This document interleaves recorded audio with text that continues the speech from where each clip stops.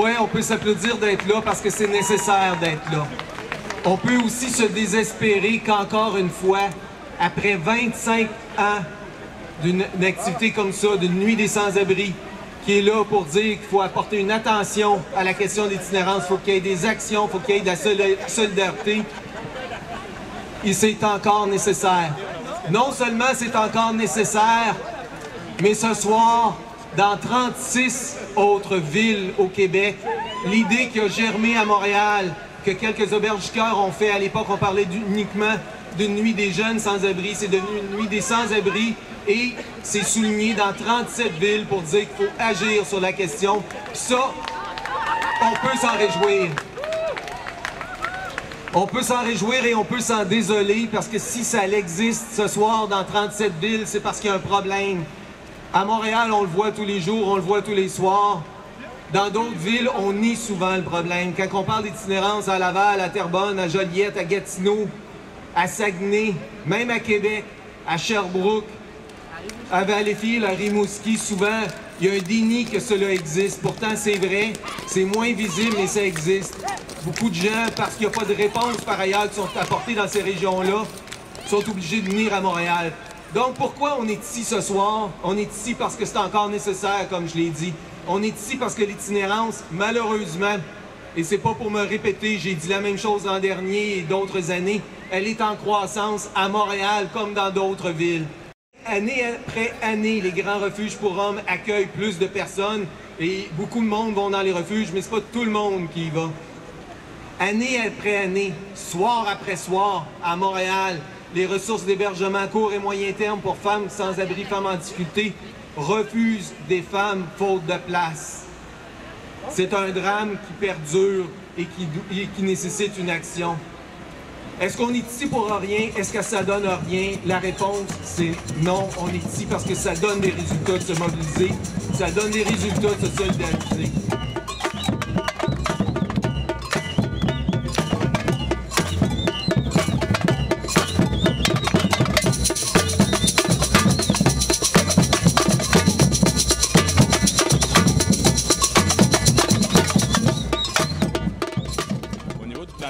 Il y a la question de créer dans un premier temps un recensement. Je pense qu'on parle toujours de faire ça avec des chiffres de 1998. Je pense qu'on a besoin, sur un plan scientifique, de voir c'est quoi le portrait réel, de travailler aussi avec le C3S, de travailler avec les forces policières, travailler sur la question, évidemment, de la formation. Mais il y a des choses au niveau de la dignité humaine, donc avoir une politique de logement, augmenter le nombre de logements abordables, logements sociaux. On a déjà mis plus de ressources, nous, au niveau de Montréal, pour démontrer que c'est pas juste de demander aux autres de faire quelque chose, mais il faut que nous-mêmes, on puisse être une figure de proue en ce sens-là. C'est de pas de réinventer les choses, c'est d'être une courroie de transmission à partir de l'ensemble des acteurs pour qu'on puisse faire partie de la solution. Donc, on fait tous partie de la solution. Et c'est de dire au gouvernement du Québec, avec Mme Charlebois, qui a cette sensibilité et cette priorité également, on est tous des partenaires. La métropole va assumer pleinement son rôle de leadership, mais c'est avant tout d'être focusé sur l'individu. Alors, c'est de lui redonner une dignité à l'emploi, c'est de lui redonner un toit. Il y a des réalités complexes au niveau des femmes, au niveau de la diversité culturelle. Il y a une situation autochtone également. Donc, c'est pas un one size fits all. Là. Ça touche plusieurs. Il y a une complexité et il faut avoir cette sensibilité de l'autre. Et chaque cas est un individu, c'est pas une statistique. Donc, à la lumière de ça, c'est de travailler avec l'ensemble des acteurs pour que tous ceux qui font partie de la solution puissent avoir déjà l'appui du maire.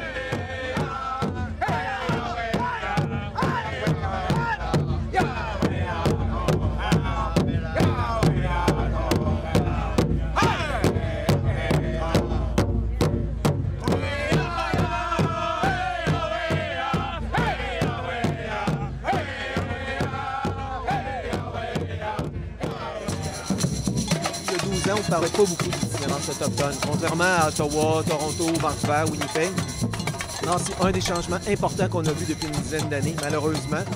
C'est qu'ici aussi, des Autochtones qui viennent pas souvent des régions autour, davantage du Grand Nord, qui vivent dans des conditions de vie très difficiles, des situations de surpeuplement.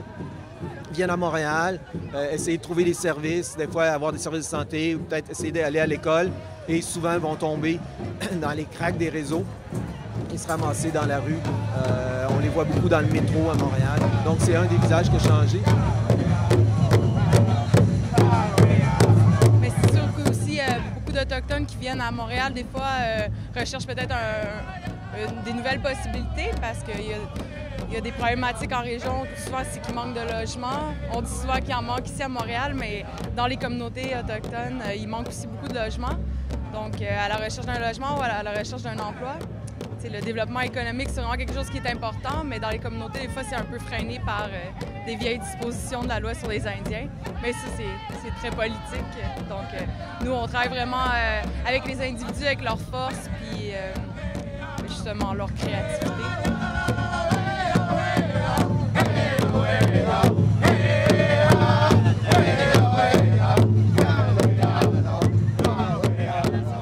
À Montréal, et on le voit ici, on le voit dans la rue, on les entend, il y a des gens qui sont dans la rue à longueur de journée, 365 jours par année. Et les refuges accueillent année après année plus de monde. Les ressources d'hébergement pour femmes sans abri doivent tous les soirs effectuer des refus faute de place. Dans les autres régions, l'itinérance existe, il y a des ressources qui se développent, mais c'est beaucoup moins important. Ça ne veut pas dire que ça n'existe pas. Souvent, on le nie. C'est pour ça, entre autres, que la Nuit des sans-abri existe dans 36 autres villes qu'à Montréal. Parce qu'au Québec, tout le monde, si on leur parle d'itinérance, on parle de Montréal. Peut-être vont-ils parler de Québec, mais ça existe à Laval, à Terrebonne, à Valleyfield et dans plein d'endroits comme ça.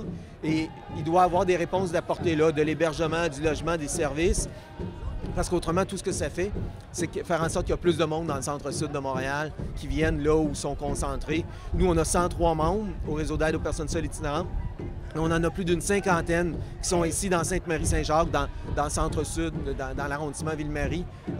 Donc, les ressources sont beaucoup ici, mais tous les itinérants qui sont dans le centre-sud ne sont pas nés dans le centre-sud. Ils sont parce qu'il y a des ressources, parce qu'ils peuvent y vivre, ils survivent. Ce qui n'est pas le cas si ce soir tu te ramasses dans une ville où il n'y a aucune ressource.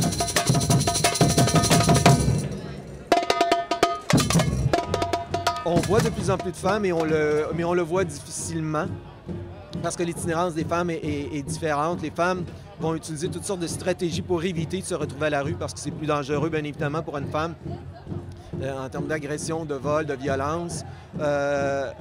Mais il y a un plus grand nombre de femmes en soi parce que les femmes continuent à être beaucoup plus pauvres que les hommes. L'éclatement des couples et des familles fait en sorte que beaucoup de gens se ramassent seuls et ça aussi, ça contribue à l'itinérance. Beaucoup de femmes aussi, incluant des femmes qui ont des enfants, vivent ces difficultés-là.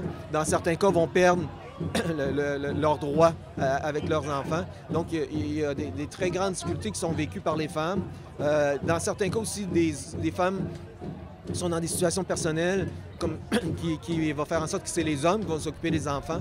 Et là, avant, un homme qui s'occupait plus de ses enfants, il est à la maison du père. Mais là, ça peut être une femme qui est plus capable ou qui s'occupe plus de ses enfants, qui va se ramasser à la rue. Donc, c'est une combinaison de facteurs. Ce que disent beaucoup aussi les ressources au niveau du profil des femmes, c'est une combinaison de situations, de pathologies, comme on dit, problèmes de santé mentale et de consommation, comme pour les hommes, mais c'est un problème très important pour les femmes. Puis un peu, peut-être l'image que je pourrais donner, c'est du l'alcool qui dit pour une femme, ça n'en prend moins avant d'être plus affecté par l'alcool. C'est évidemment vrai au niveau des drogues, sauf qu'il n'y a pas ces annonces-là d'édulc-alcool pour les femmes qui se piquent. Donc l'impact de la consommation de drogue dure peut être encore plus important, plus rapidement pour les femmes, et donc les amener encore plus vite à tomber.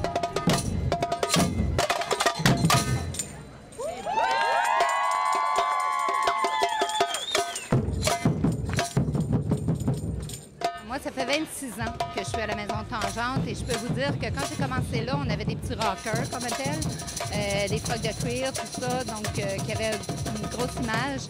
Mais en cours de route, ce qui s'est développé, c'est beaucoup plus toute la partie des problématiques en santé mentale qui sont très, très, très présentes et qui sont beaucoup plus difficiles aussi à travailler avec parce que ça dépend toujours, il y a toute une médication souvent qui va être derrière avec tout ce que ça implique. Et puis aussi, La très basse estime de soi, des jeunes qui ont été abandonnés, qui ont été négligés et qui donc partent de très loin, beaucoup plus loin que quand moi j'ai commencé il y a plusieurs années. On s'entend à dire qu'il y a des choses semblables, puis il y a des choses qui ont changé. Ce qui est semblable, sont jeunes, sont sous-scolarisés, secondaire 2, secondaire 3. À peu près 50 de ces jeunes-là ont déjà connu des placements, ce qu'on devrait appeler des déplacements, en centre jeunesse, en famille d'accueil. Ils sont précaires. Accès difficile au logement, accès difficile au travail, parce que secondaire 3. Donc, ça, bon an, mal an, 15 ans, 25 ans, c'est à peu près la même chose. Ce qui change, c'est que les problématiques avec lesquelles ils sont confrontés s'alourdissent. Donc, les modes de consommation, par exemple, de drogue ont changé. Bon, à Montréal, maintenant, on parle de crack, on parle de méthamphétamine, on parle de substances chimiques qui causent de graves désordres au niveau de la santé mentale, dont certains peuvent être irréversibles. Donc, c'est plus compliqué. Donc, on est plus souvent confronté à des jeunes qui font face à possiblement des maladies mentales graves, comme la schizophrénie, par exemple. Donc, on les voit en urgence. J'ai évoqué de différents niveaux de problématiques économiques ou personnelles. Donc, ça s'accumule. C'est souvent des jeunes, quand on regarde aussi ce qu'ils ont vécu dans la famille avant, pas qu'on veuille les victimiser, mais on regarde les parcours, des parcours difficiles, des familles elles-mêmes en difficulté, en souffrance. Donc, beaucoup d'abandon, de rejet, de déplacement, placement. Donc, il finit par y avoir un cumul.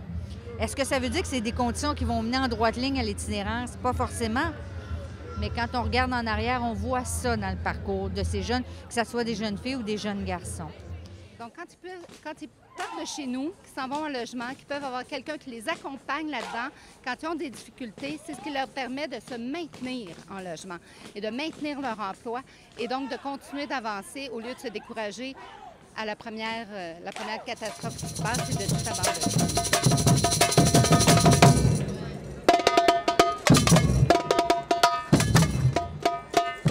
Ce qu'on constate autant dans les refuges pour hommes que dans les ressources pour femmes sans-abri, c'est un vieillissement de l'itinérance. On a davantage d'hommes, de femmes de 40, 50, 60 ans. C'est pas unique à Montréal, on le voit aussi ailleurs, dans d'autres régions, à Trois-Rivières et d'autres régions de ce constat-là. Il y a encore des jeunes qui sont dans la rue, pas qu'il n'y a pas de problème. Mais là où il y a un accroissement le plus important, c'est malheureusement dû au vieillissement. Et ce ne sont pas des gens qui ont vieilli dans l'itinérance nécessairement. Certains, oui, mais d'autres, c'est des gens qui sont tombés en situation d'itinérance. Perte d'emploi, difficultés personnelles, consommation, problèmes de santé mentale, la boule qui grossit, puis à un moment donné, la boule te mène à aller cogner à la porte de la maison du père ou de la rue des femmes.